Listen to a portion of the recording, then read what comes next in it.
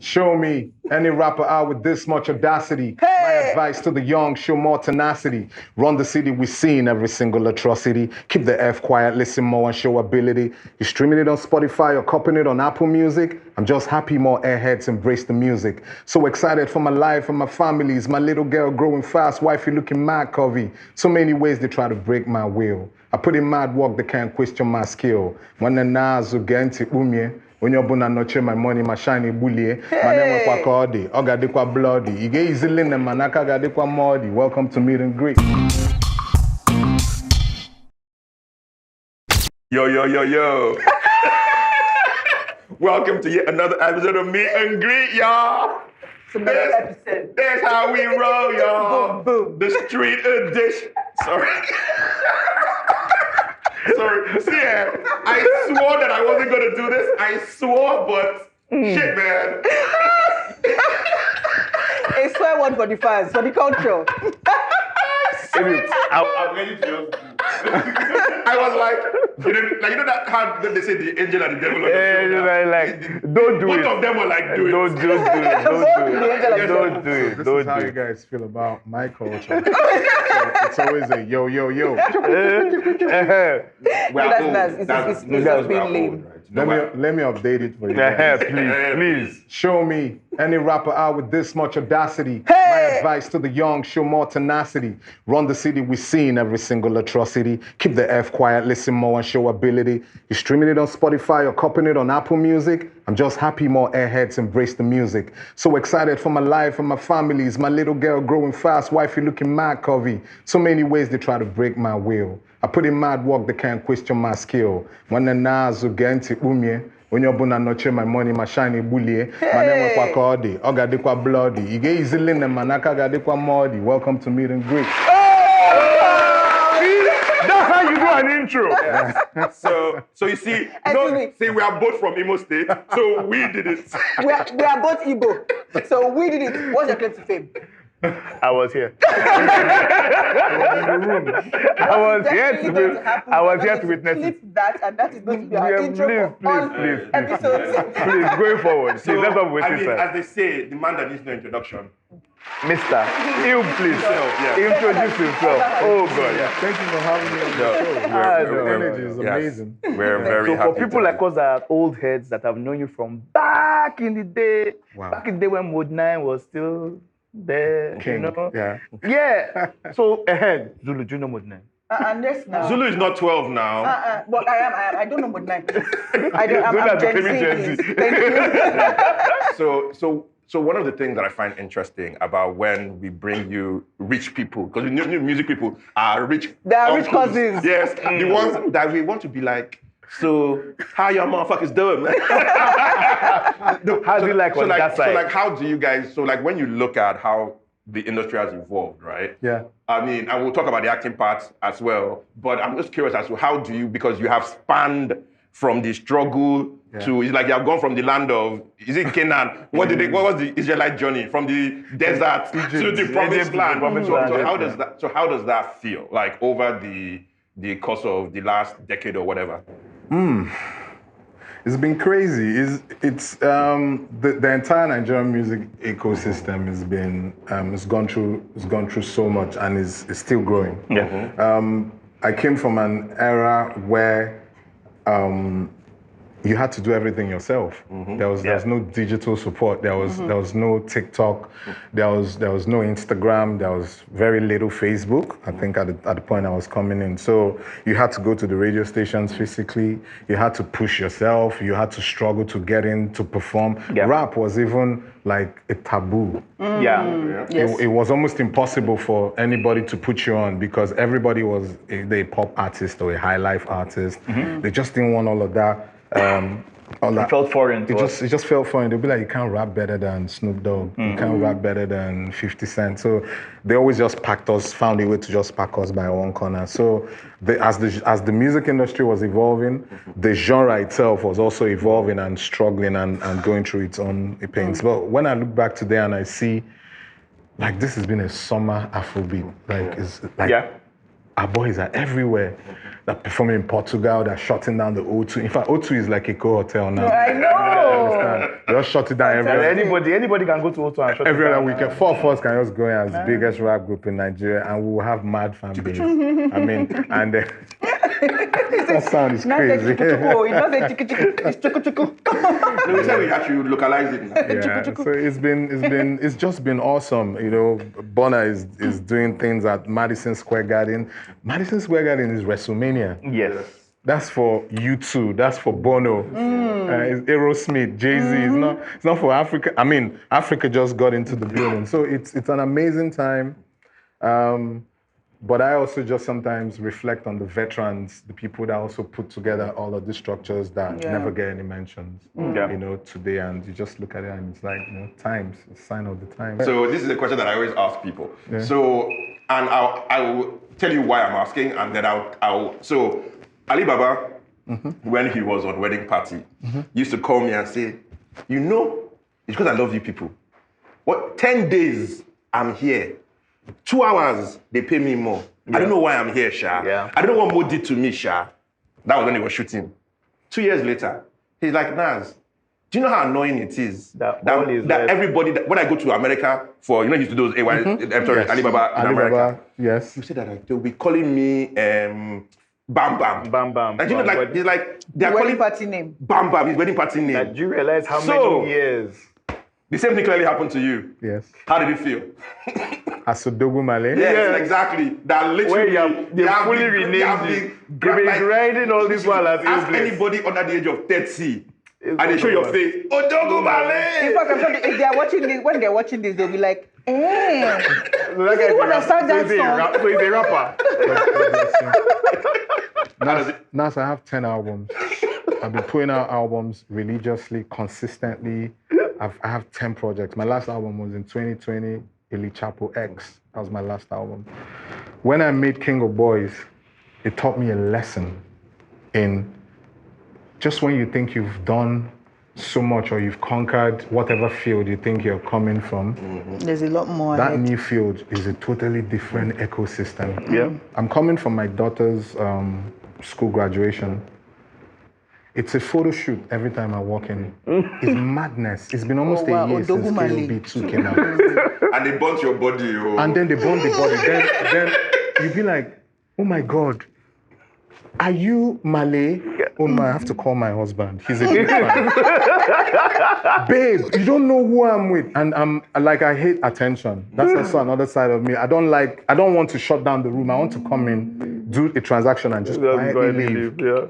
They could never let me be that. Do you know, being Odogwu Maley is almost like, this guy is new. There's a new guy that just blew.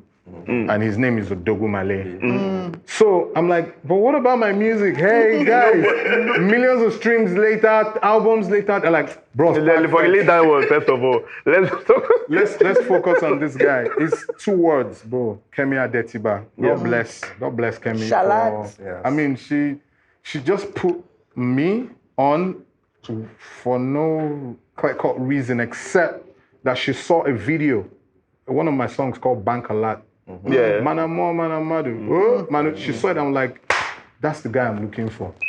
So she pretty much created Maley from that video. I had the walking stick. Go and watch that video again. Yeah, you will understand. So, and I had the cigar.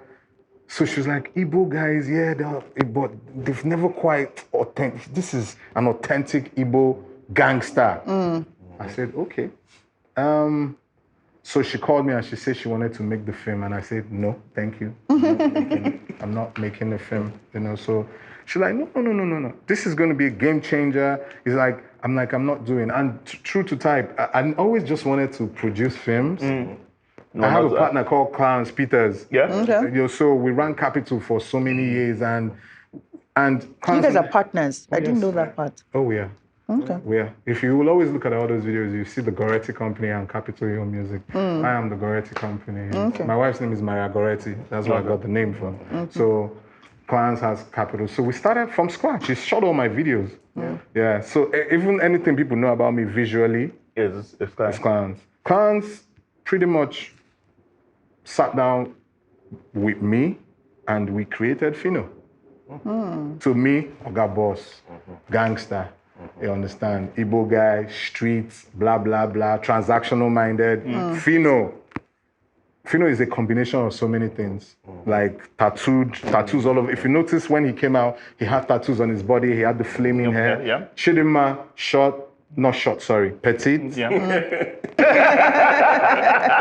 Petite and cute, short hair. So references Diana King, Lyra. Yeah. So we were not gambling. We knew exactly what every brand needed. You understand? So that's how we created. So Kemi came, but she wanted to do KOB. I'm like, I'm not doing no. Please, let me just stay in this my music space.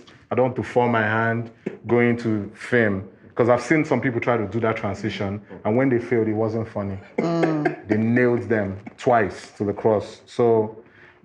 And I didn't read the script, so I didn't touch it. 4 months down the line, I was just looking through my email, and I saw a mail, PDF, KOB, and I opened it, and it was the script. And I started, let me just read this thing. These guys, they would have done this movie by now, no? And I just read through. By the second scene, even the way they introduced the guy, I picked up the phone and just did the call of shame. Kemi, I say, Elina, wow. So you can call somebody, Abby. And I say, Kemi, how now? How did the shoot go? Say, shoot, Kemi. We haven't started. Because we're stalling. I can't find anybody to play this role. I'm like, Kemi, just send me the contract. I'll do it. That's how I got on set. And found out that my homie Reminisce was going to be Makanaki. You understand? So we hooked up on set. And also then met Auntie Shola and everybody else. Kemi eased us into the role. She made us believe that we were those guys. Our rap side also helped us a lot. Because, the persona, that's Reminisce, that's him. The only difference is he wasn't arguing about Manchester United, you understand? But that's him, spot on. And that's how we just got in, didn't have a frigging clue what was going to come, the kind of acceptance we were going to get. So it's been crazy. Then the second part now came, and that was Maley again, on another level, another height. It's been fantastic awesome. performance. Yes, thank you. Fantastic performance. Thank you so much. Would you be willing to play another character in Nollywood? Yes, I will, but it won't be a Maley. There are over 35 scripts. I had to count them. My daughter would say, Papa, what are these big books? I said, they're called scripts.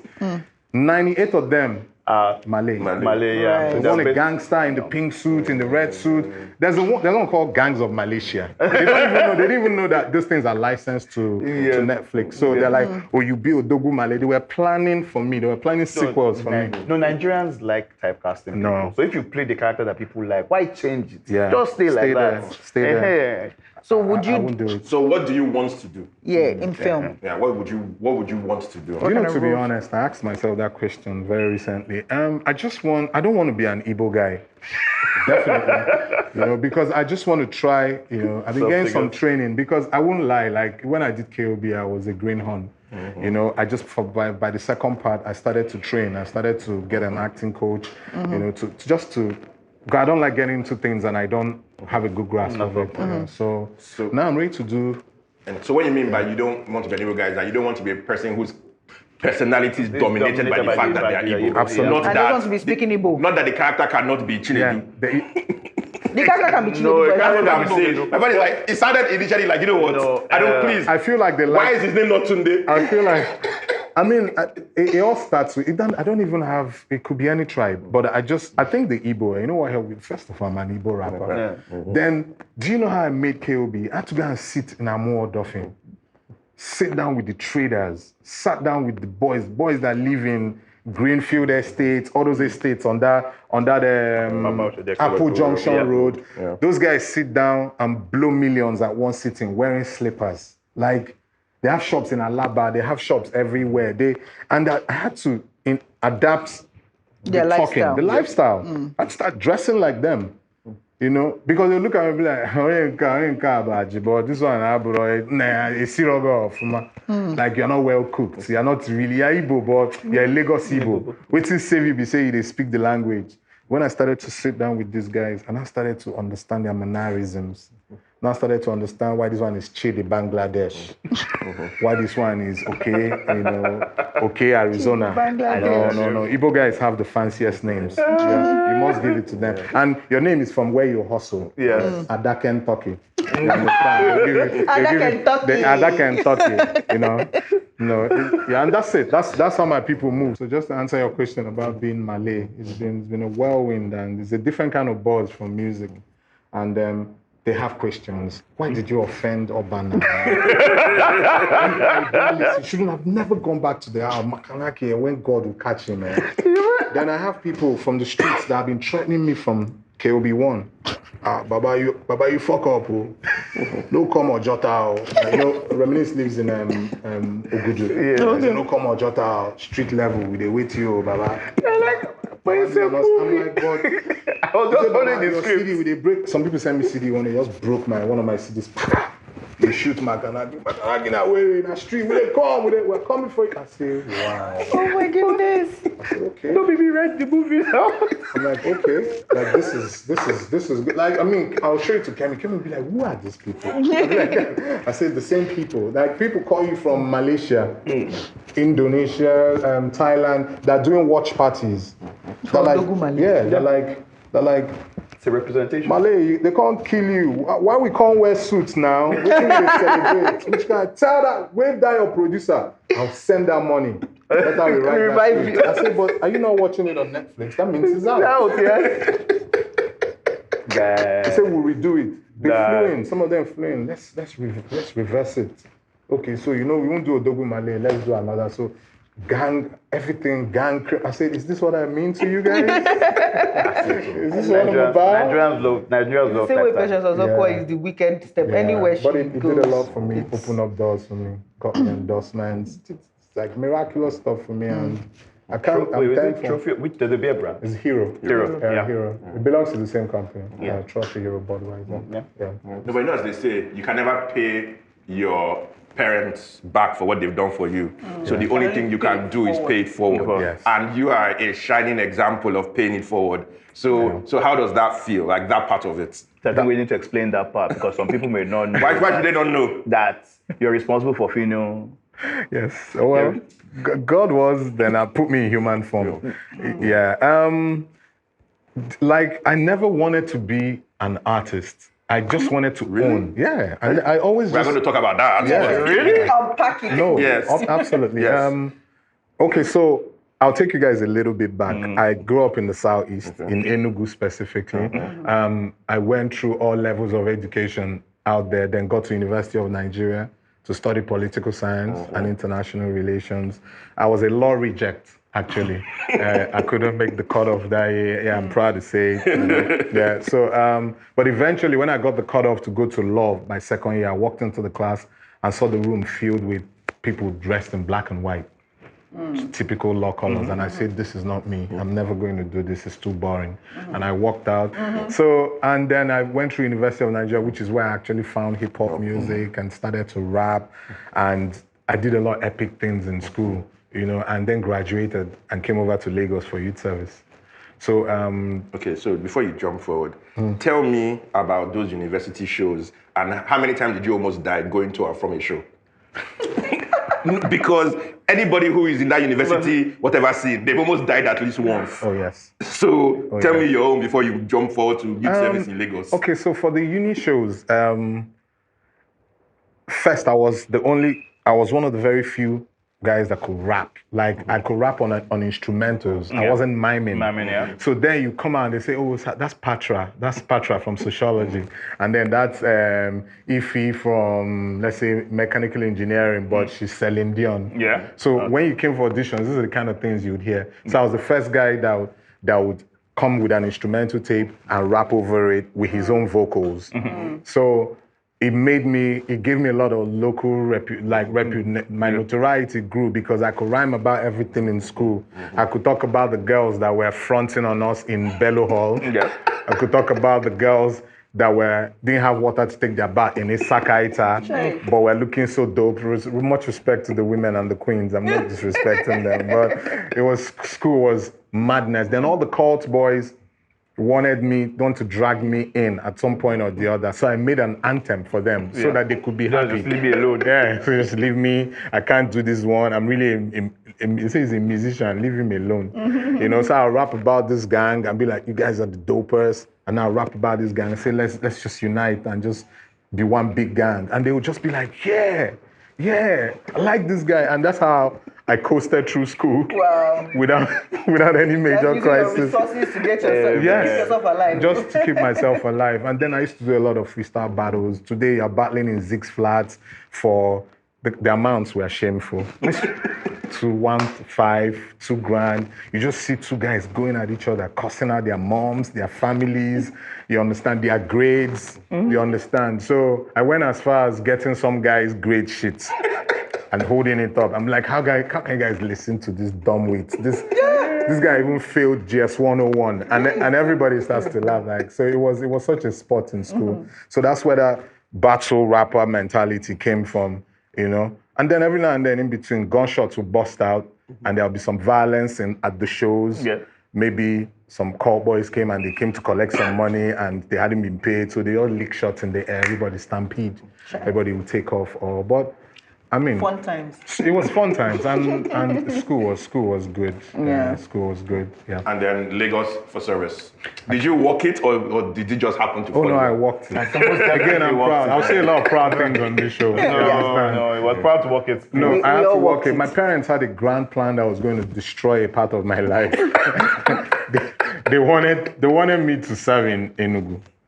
I've been born there. Like, I'm talking nursery, primary, secondary, uni. I'm like, can I try something else? Can I just go somewhere else? They're like, where are you going? You're going to serve at such and such company. Your dad knows the owner of the company. And then I didn't know what to do with political science. Yeah. I was totally lost. I knew what to do with psychology. I knew what to do with economics, because these are probably like the social sciences that are a lot more broader. Yeah. But I didn't know what to do with political science. Was I going to be a political analyst in Abuja? I just didn't know what to do. But a couple of my friends came from Lagos. All my friends in uni, were Lagos boys. They had the best clothes. They had the dopest sneakers. They were always rapping.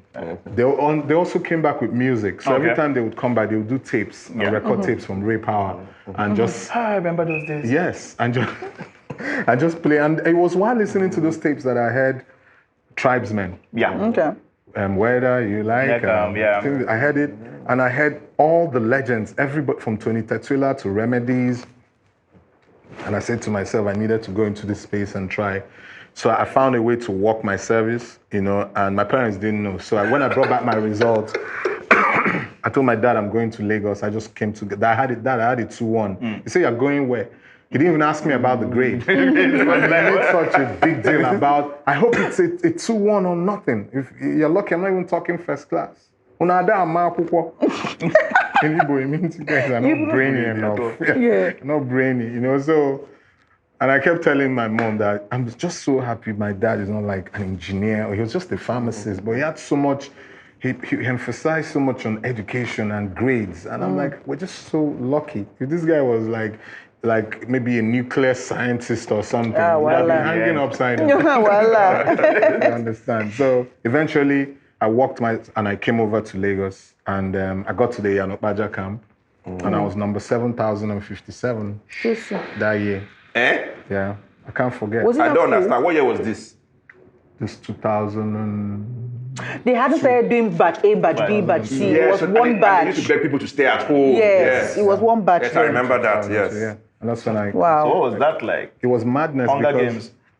It was... You slept on the floor, clearly. We slept in the pitch. Like, in the class, like on the... 2 weeks ago, I was at the NYSC camp doing a concert there with a radio station. I do it every year, you know, just to remind the coppers that you're going to while away your life drinking at the Mami market. Yes, so Guinness stand for life. You will party at the Guinness stand. Yes. And people will be going out every morning to go and write aptitude tests on the island, and you will not find a job till the last day. They will now post you to Ikorodu to go and teach in a school. You know? So for me, I was in camp. I was happy. I just graduated. When Mami Market turning up, I think Alawi was like 9 grand. It was like robbery money. So this 9 grand is mine, just to flex. And you couldn't go, there was nowhere to go really, so you're just going to be there. You're just there meeting all kinds of girls, guys that survived through school. When you hear some of the war stories that they used to tell in camp, like some of the cult boys, man, remember that time we came out, we shot you, but you didn't, and I'm looking at them like, huh? While I was holding the microphone, you guys were holding guns. Wow. So there was this chick I was chasing in camp. So every evening, I won't see her throughout the day. Then in the evening, she'll just come back. Then I'll see her and I'll be like, where have you been? She says, she went to write test. Okay, that she has a Zenith offer. So I have this and I have this letter and PricewaterhouseCoopers. And I'm like, okay, what is PricewaterhouseCoopers? It's like, they say, what school did you go to? I say UNN. So all these bush books. You just sorted my school as and then from there I started going to the island we have. I'm like, can I just go with you? Yeah. She said, yeah, come and write test and maybe instead of just sitting here and messing up your life. So I went out and that's how I ended up at the Diamond Bank test. Okay. Oh, nice. And then the next day I ended up at the Citizens Bank test, now Heritage Bank. Now moved on and wrote so many tests. Total, Shell, they couldn't touch us. They say we didn't have first class. No, because everybody wanted that copper posting to a panel company because they used to pay you, is it 50K 50 on grand. top? So that was, then you cannot get retained. We just dated ourselves, but I remember because that 50K. It was such big. Somebody got to Econet Wireless and it looked like his whole village could be taken care of from that salary. You understand? So, and I kept writing those tests until, and that's how I became a banker. Yeah, I was a banker for 4 years. Yeah. So that's how I got into banking, from just that same chick, just following her around. And then all of a sudden I had 3 tests that I had passed. And then I went, did the interviews and everything. I chose the bank that paid the most.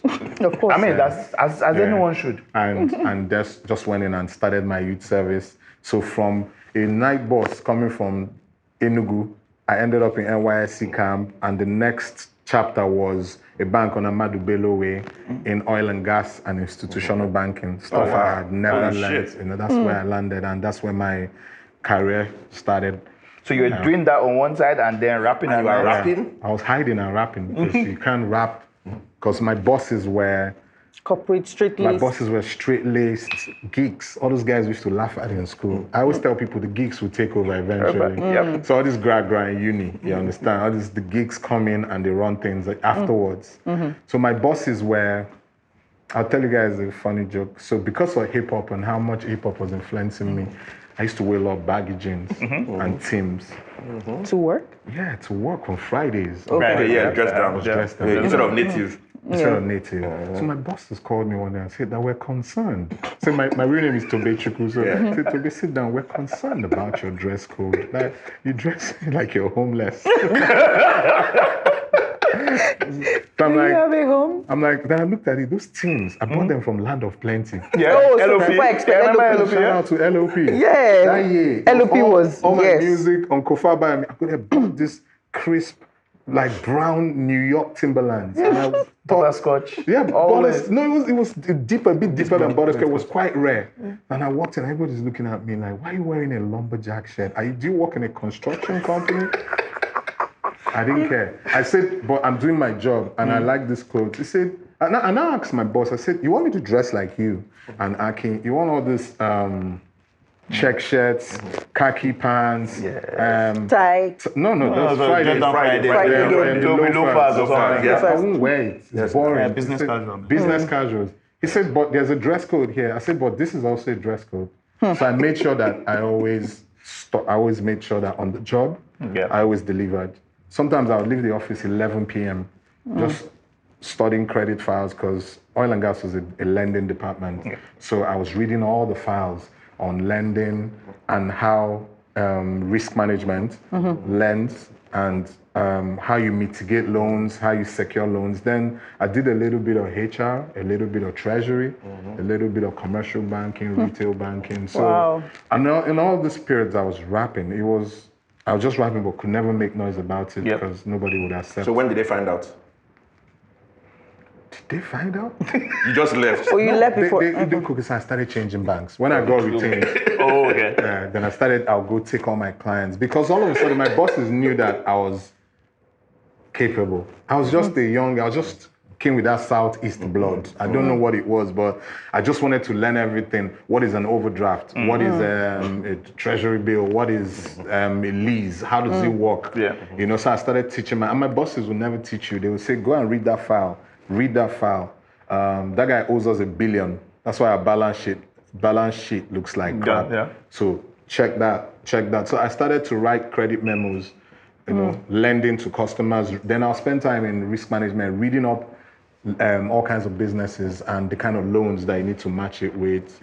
Also learned how to do legal mortgages so that when somebody defaults, you just sell their house or sell their property. I was well trained as a banker. That's where I got Business business. acumen. And then while I was a banker, I looked across the road and there was just this portion of land that had zinc around it at the beginning of Solomon Close. Yeah. That spot is now the Galleria. Yeah. So I wrote the credit memo for the Galleria was written by me. That's to lend money to the Bruce family to be able to do. We're funding transmitters for NTA, all kinds of transactions. So it just opened up my head. Then I realized that I needed to really be a boss. So this music thing, I wasn't seeing the money. Like when I see Where's the artists, the money exactly? I had, with my banking money, I was buying the most Hennessy in the club. An artist would be there wearing big clothes, chains. I'm like, no, ownership, just platform. So to be like, ooh, okay, since nobody's inspiring in Nigeria, be like Dre, be like Jay-Z, be like, a couple of them. Puffy, Khaled, you know, so that's how, but I kept changing banks. I moved from that bank to another bank, carried all my clients when they renegotiated, got a spot. So in those 4 years, I made assistant manager. Okay, big tough. Do you know how the 20 years operations is guys tough. used to look at us? By operations, I mean the teller. The guys at the banking or They look proper. at us like idiots. They're the ones spending all the money. Because our suits are sharper. Yeah. Our shoes are dope. They have more money because they don't go anywhere. We go They're in the out, bank all day. we spend all our money on suits. Yeah, so it's like the bank gives you and takes it back. Yes. Then you have all your ties. I'm sure you are doing upfront on upfront. I can't speak on that. I can't even speak on that. It was a messy. Like trying to juggle your finances was crazy. Mortgage Before the anyway. money would come in, it's literally gone. My MD would come check. Okay, it's Tyrac. I was just checking. You understand? I'm like, Tyrac, that's 30, 40 pounds a tie. I'm just a TBO and ABO then. So, but I went through. But I never liked banking. I never liked it. I just hated that whole system where Monday morning, once it's Sunday evening, you become depressed. Yeah. Because Look at that. Monday election. meeting, Yeah, what are you they going would- to they would report? shred you. And I had some of the toughest bosses. They would speak to you like they were speaking to like the floor that you walk on. Oh, yeah. That's called shredding. Yeah, shredding. Yeah, Or remember that? shredding, Yeah, basic that's calls. called shredding. My colleagues will be calling, Toby, what are we going to do? Please give me small money from your cabal, your current account. Let me just report something. I'm like, but I don't have anything. I was about to call you. so that The you give me. hustle. The hustle was crazy. So you get to the office, they'll say, we can't hold a meeting with my group head that would hold the meeting on the general floor where we all sit, that we're not worthy to come into her office because we were not performing target-wise. So what would you say was like your first big break in Lagos? My first big break was, okay, so I finished banking. And But you actually quit before you faced music full time. at the fourth bank, the bank collapsed. So that means this was consolidation, so It was 2005. consolidation, Yeah. and it was the banks couldn't merge. They had issues with central bank balances. So I decided to find another bank job. So I started to look for another job. But everywhere I went to, they gave me 2 steps below. Tied at tone, yes. Because it felt like I was coming from a distressed bank. Yeah. You know. So I told myself, okay, I'm not doing this. Then I tried to change sectors. My whole CV was just banks. It couldn't happen.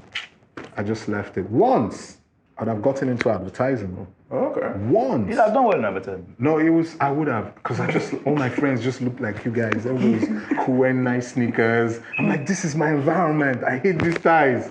You know, and I got to the interview 5 or 7 minutes late. And the guy that was supposed to interview me was waiting for me to come. And when he came, he said, this is such an impression you've made, your first time. And I was going to employ you because I liked our first interview. I hated it, and since then, I've never been late for an interview. So when I even mentor artists, once you start becoming late, I log out and I leave you to your fate because I just feel like I've lost things by just, all those coming 20 minutes, 30 minutes, oh, there's traffic. No. I just find a way, Sha. I left the country after then and moved to England to go and clear my head and come back in 2 months. 3 months, or that was what I told my girlfriend then. At least I was coming back in 3 months. I ended up staying there for 3 years. Ah. Yeah. Jackpot. Yeah. 3 years. It was madness. The first 8 months, I couldn't work because I came there with a visitor's visa. Okay. So I couldn't work. I was just doing under the table jobs. So today you clean, tomorrow you flip burgers at KFC. Then it was madness. Then after a while, I started getting into the system, started finding out that I needed paperwork to be able to live in that country. Yeah. You know, as God will have it, I just found a couple jobs that didn't stress on paperwork. So I learned how to drive a forklift somewhere, Nestle Coffee Factory in Hayes and Harlington. I'll give you exact locations. Yes. Forklift, I learned it in 15 minutes. Wow. It's done. I've never touched a I could do forklift it. in my I life. can do it. I'll do it. I'm from Lagos. Yes. We hustle hard, and then from there, but I kept making musical. I kept just, anytime I had little money, I'll go to a studio, record, kept an eye on Nigerian music. It kept growing. In my absence, saying record labels came, Storm. Storm Odogwu showed up. Maley started Storm, and a lot of labels, and the music blew. My man, Mode 9, got signed to Question Mark. And it was just one chance meeting with Obi Asika in London during the Notting Hill Carnival, and he told me, "What are you doing here? You need to go home. Come home. The game has changed." I was already tired of England by then. I had 4 jobs. It's Wow. madness. Today you're in the coffee factory. Tomorrow you're a tunnel guard at the Arsenal Stadium. Next tomorrow you're cleaning our United biscuits. Like I've done it. That's why when artists come at me with, "Baba, I'm tired," I can almost throw my shoe at you. But I don't do that though. Because nobody can tell me jack about grind. Yeah. Like I'm the G in grind. I've done it. It got to a point, my landlady gave me back some of my rent. She said, "But you're never here." now in England, for them to give you back money. That's hard. That's hard. Wow. So I now came back to Nigeria after 3 years, came back and got back into the music business. Everything had changed.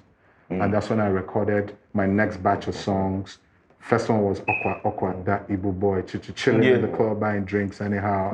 I got that, I recorded it. Then did Ayepo Go with Terry G in 2009. That is what opened up the door for me. I don't even know when our schedule is these days, but email me now have come out. If he has come out, go and see hear you. If he hasn't come out, go and see hear you.